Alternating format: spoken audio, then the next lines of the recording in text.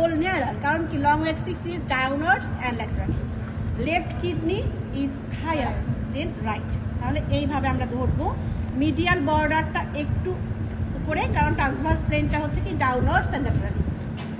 তাহলে এইভাবে আমরা ধরবো, বাস।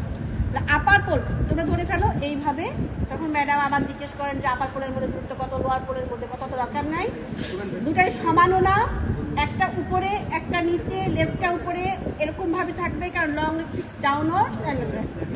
আর তোমাদের কঠিন চেষ্টা এই আর্টারি ভেনগুলোকে সমান করে, আর এটার অবস্থা শেষ, দরকার না এটা ঝুলে থাক, ওটা ঝুলুক, এই দিকে কনসেন্ট্রেট করো, বুঝে গেছে?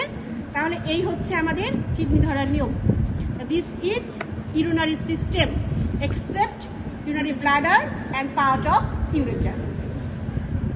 তাহলে আছে কি, দুইটা কিডনি আছে, আর কি আছে? This is urinary system with blood vessel, both kidney, part of ureter, তারপরে inferior vena cava and abdominal